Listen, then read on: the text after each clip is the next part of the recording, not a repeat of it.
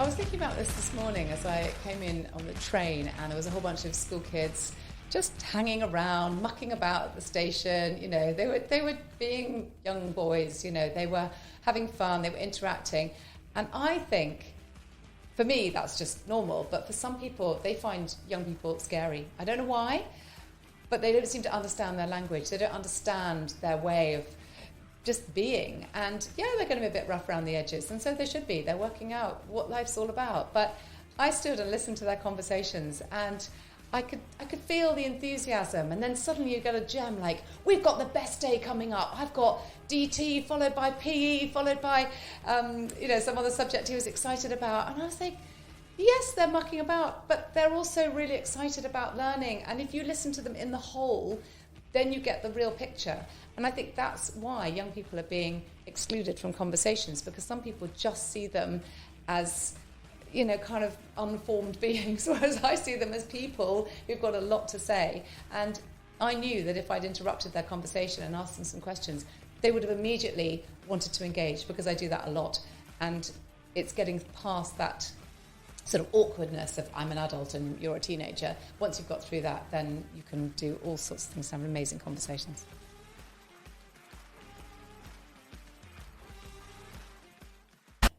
When was the last time you heard a teenager being interviewed on TV or radio? Right. This was the question that Camilla Byk asked herself before co-founding Podium.Me, which is a platform that aims at empowering young people to express themselves through podcasts, audio, and audio dramas.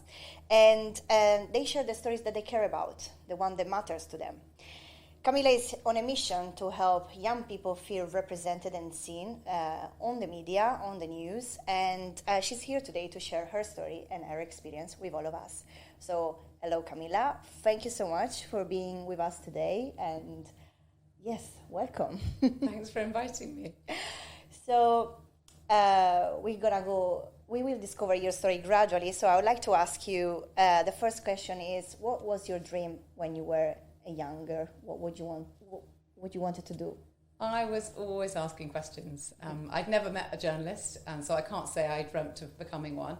But I was a really curious, quite nosy child, so I was always wanting to know how things worked, what people did. And so I guess my dream job was to be able to ask questions, but I didn't know that was a profession. So I studied languages because I wanted to know what everyone was saying when I was on the tube or when I was traveling.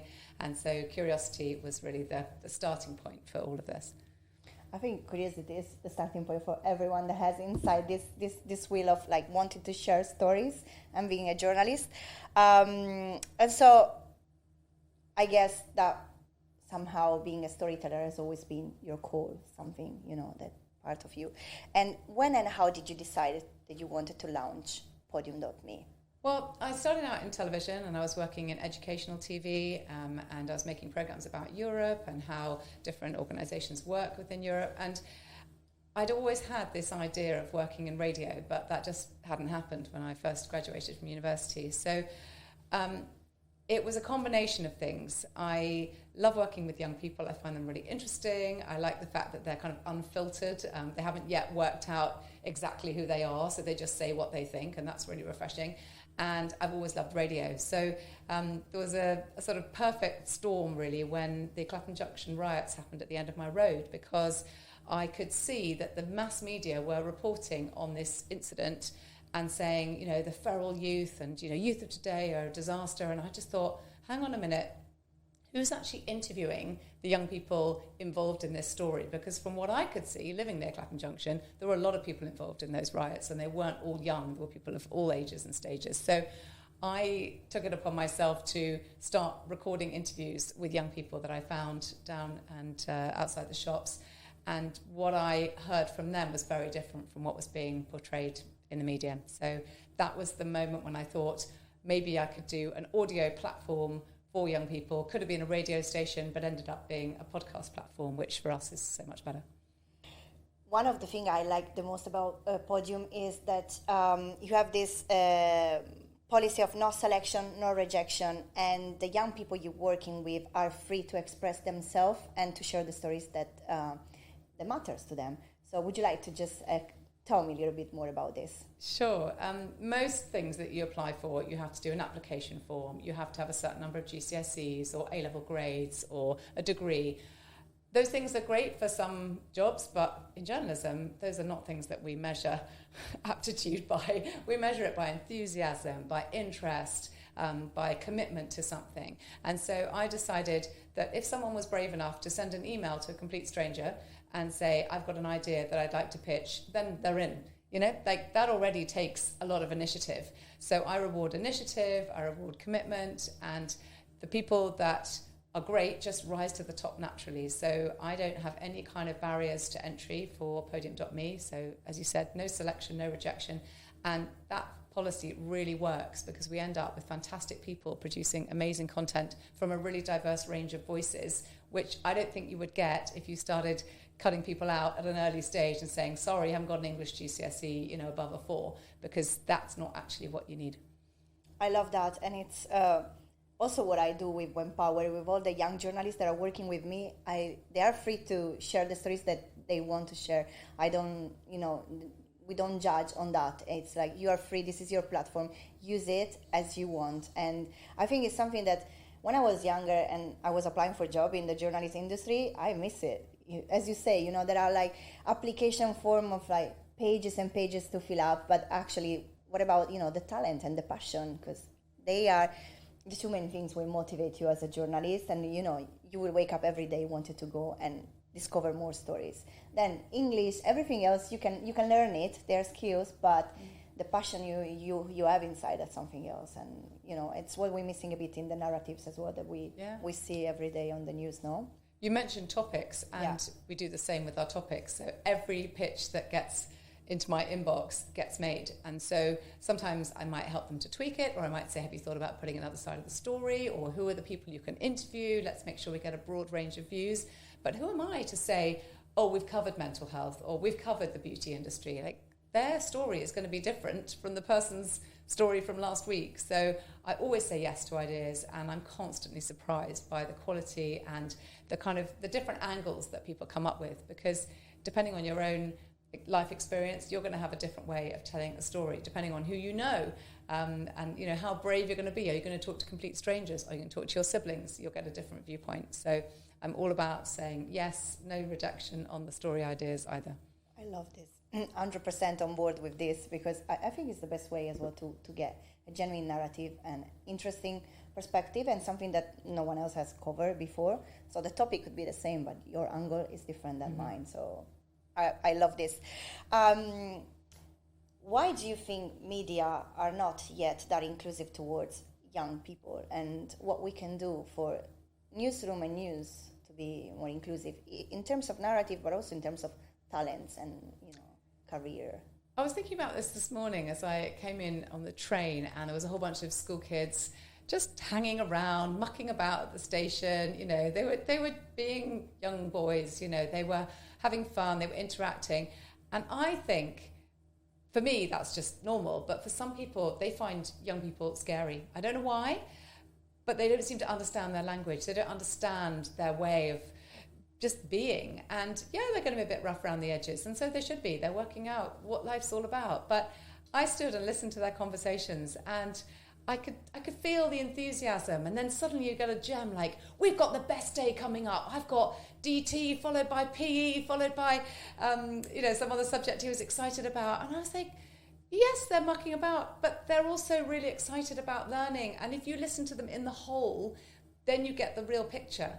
And I think that's why young people are being excluded from conversations, because some people just see them as, kind of unformed beings, whereas I see them as people who've got a lot to say. And I knew that if I'd interrupted their conversation and asked them some questions, they would have immediately wanted to engage, because I do that a lot. And it's getting past that sort of awkwardness of I'm an adult and you're a teenager. Once you've got through that, then you can do all sorts of things and have amazing conversations. And in practice, as, tools or initiative, what a newsroom can do to bring more young voice on board? Have an open discussion time. Have forums, places for people to give their ideas, encourage young people to send in voice notes with their opinions on the stories of that day.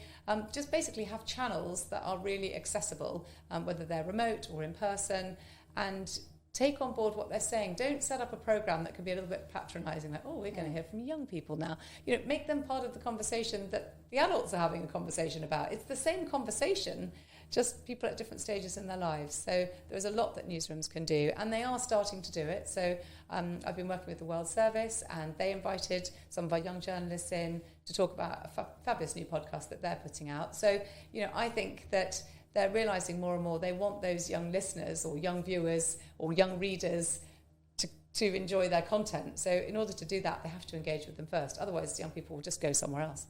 Obviously. And I guess also working with young people gave you an idea and a better understanding of how they consume news as well, which is completely different from other generations. So do you have any insights to share? And what can we do as journalists and a newsroom to provide news that they are more attractive for a younger audience? Every 2 years it changes. So if I ask a 21-year-old, their answer will be different from a 19-year-old and different from a 17-year-old. So some want local news. They want to know where new shops are opening in their high street. Other people want global news. They want to know solutions-based news. They want to know how the world has positive things happening as well as negative stuff, because otherwise they just switch off. Don't we all? I mean, we've been overloaded with negative stories, so we need to have some solutions. And I think the news companies that are doing well, the ones that are slowing it down a little bit and coming up with some really creative ways of talking about stories. And they also want to be included in that discussion and not feel that things are set in stone. So I think, engaging news. So something like TikTok is a really good medium for getting stories out. Now, I know a lot of people say, it's just short form and it's not, not serious, hard news, but there's incredible stuff. The news movement, they're doing wonderful social first news and, short sound bites where you're really finding things out. So I think look at all the platforms, do a bit of everything, but be authentic. And I think that's the way to get young people listening.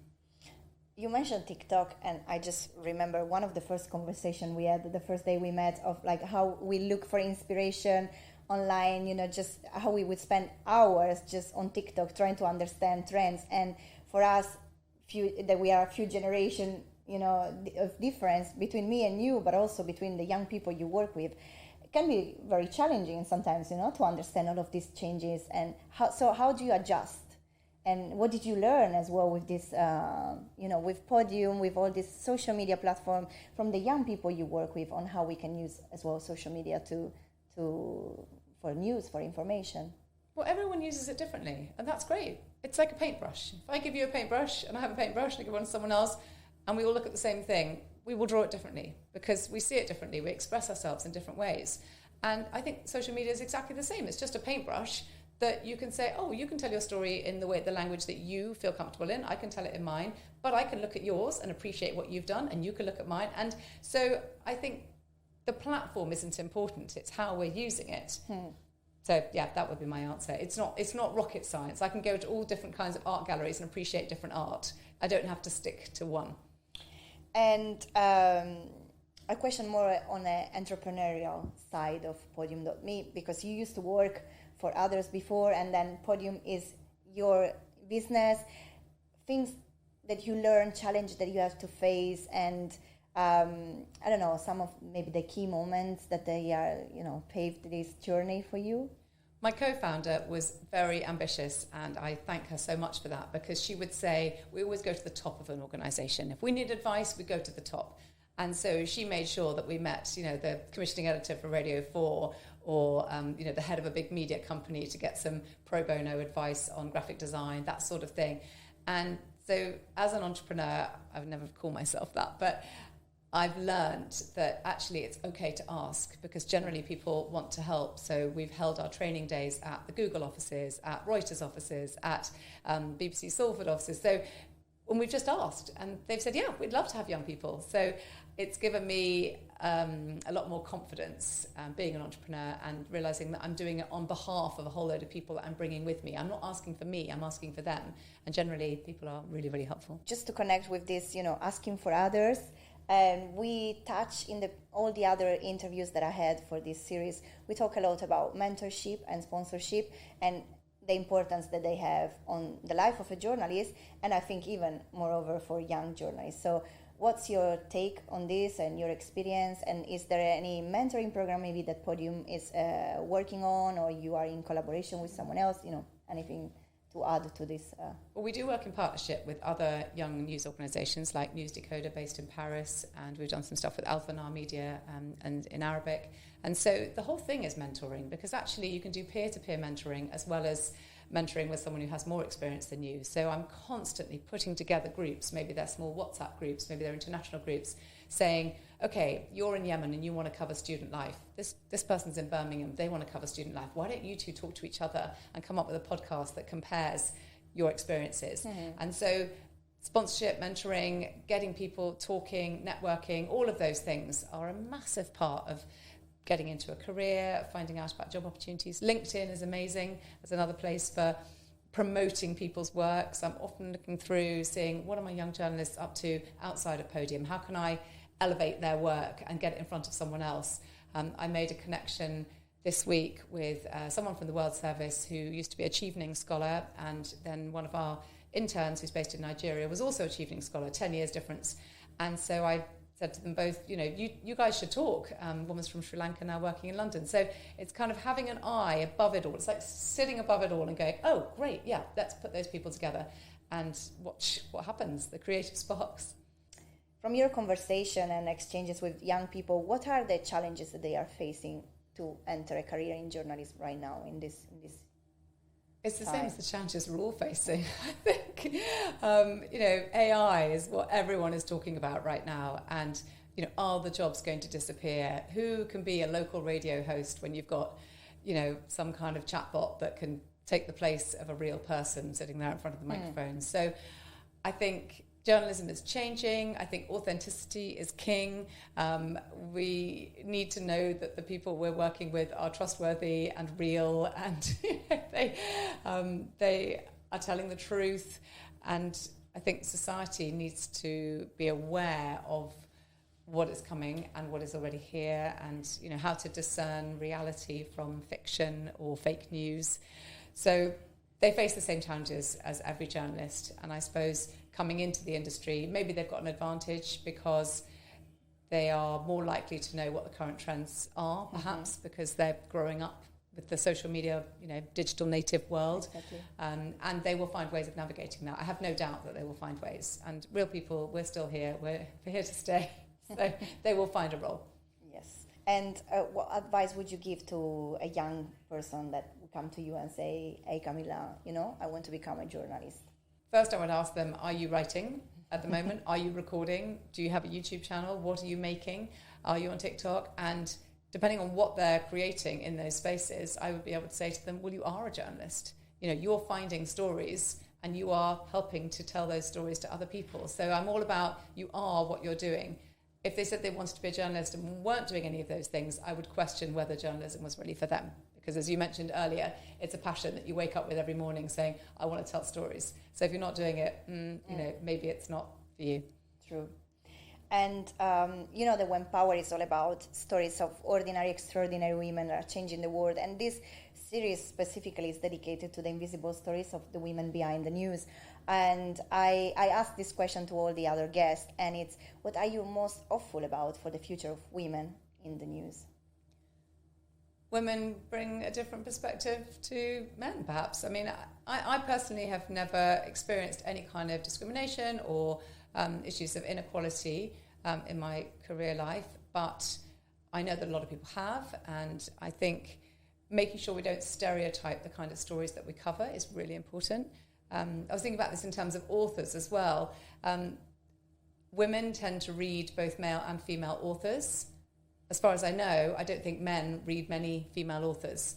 So that's an issue. And why is that happening? And so I think we just need to be really aware that what we cover is broad enough and accessible enough for all members of society, and it would be great if we had more men covering more generic female topics and vice versa. I mean, look at women's football. It's been amazing at how we've got incredible female football commentators. We didn't have that just a few years ago. So I think things are really changing. But if the men could start to, cover some of the more female-related topics, I think that would really change things too. So a bit more of allyship, another keywords together with mentoring, sponsorship, allyship, not just, between diverse groups, but also, between men and women to support this change that is really necessary if we want a narrative that is more inclusive and diverse and is actually talking to everyone and is interesting for everyone.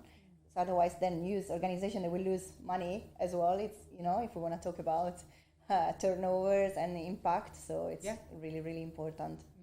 Actually, I want to ask you another question about artificial intelligence, just because we had this conversation on the sofa before we came into the studio, and you already mentioned it could be, it's a threat, it's threatening somehow, and it's one of the challenges that the young people or journalists right now have to face that we didn't have maybe 20 years ago when we started. So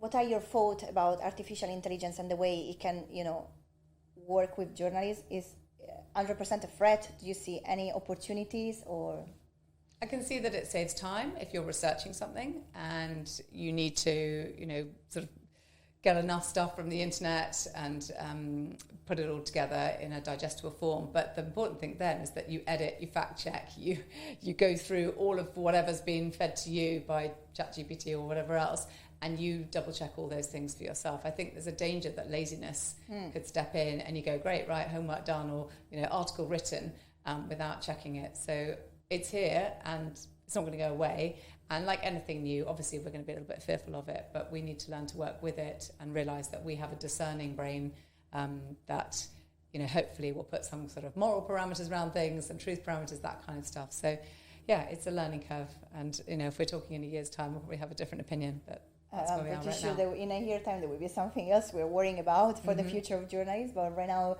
this is all over the all over the news and everyone is talking about, and it's, I think it's a threat in terms of, our jobs is replaceable. So maybe in the future we're going to have a robot running all the news media outlet. I hope no. I hope we're still going to be here to share the stories and to have human and in real life interaction with people, because I think that's what really changed and gives the narrative a completely different, take. Well, as you said, actually it's impossible to replace, because someone's got to get the initial information, and you only get that by having a conversation one-to-one with a real person. So journalism will survive without a doubt, because a robot can't replace building networks and relationships in the way that people can. That's true. But the stories, maybe we need to watch out for that. Yeah. To conclude this interview, I want to tell you all a little bit more about Camilla, because Camilla is not just a journalist and the founder of Podium, but I have a long list of things that Camilla does. So a little bit of glimpse behind the scene of Camilla life. So I consider her a polymath. She's been educated as a linguist, she told us at the beginning. She's an amateur artist. We mentioned a painting brush as well, so that was a hint. She's a poet, a footballer, a teacher, and a photographer. And she's been trained as a breastfeeding supporter. She's a mother of 3 amazing girls. And she's a sailor, a walker, ex-violist, and gospel choir member. I mean, I think I can continue the list here. First, my question is, how do you find the time and the inspiration to do all of these things? I know that you're not going to do everything at the same time, but it's impressive. So please tell me, what's your secret? I just don't do anything very well. I think I love to try stuff. I'm a real trier. And my mum had this amazing phrase she'd say to us all as we were growing up. If we saw anyone doing anything, she'd say, you could do that, you could do that. And, I don't play the violin anymore. Football was definitely a short-lived thing. But, a lot of stuff I'm just constantly wanting to learn. I've got a whole list of things that I want to try and start doing. So that list is not exhaustive. Things fall off the list when they're not that great for me. But, I keep going. And I think that's what keeps you motivated. It's certainly fantastic for finding story ideas. You know, if you're busy doing unusual things all the time, you get inspiration for your work as well. So yeah, it works for me. I'm just always. So you're telling me that if I interview or I see you again in a year's time, we're gonna have either a longer list or you scratch something out of the list, because done that, I'm discovering something new. Amazing. I like it. I want to finish this interview in a very different way, because Camilla is a poet and she loves to write poems, and we wanted to share one that is particularly relatable to what we are reading and seeing in the news right now, and what you can actually even see on the streets of the city where you live. And we're talking about migration. And specifically, I mean, you can give a little bit of background on the poem as well yourself, but we thought that this was a very inspiring story and poem to share with all of you. The story behind this is, I did an interview with a young girl from Eritrea who had come by herself to the UK through a very difficult route, taking over 2 years. And I was on holiday when I wrote this poem, and I had all my stuff that I needed for my holiday in my bag, in my suitcase. And I reflected on the fact that I was really enjoying just having one bag. And then I realized what a luxury that was. And we've also had a lady from Ukraine living with us for the last year and a half. And there are some teenagers from Ukraine living on our streets. So I feel connected with people who've migrated for lots of different reasons. And the teenagers that I spoke to, they told me they'd come with one rucksack. So this poem is inspired by my attitude to my bag and for them. It's all in my bag. It's not in the cupboard. It's not in the loft. It's just safe in my bag. Makes me feel safe too, knowing I've got it all in the bag. Get a bag. Well, perhaps a few bags. Some have just one bag, a rucksack they took. No backwards look. To get away as far as they could, running away, hoping to go back one day. Thank you for sharing this, and thank you so much for being with us today to share your story, to inspire us to embrace uncertainty sometimes and to discover new things. And thank you so much. Thanks, Valeria.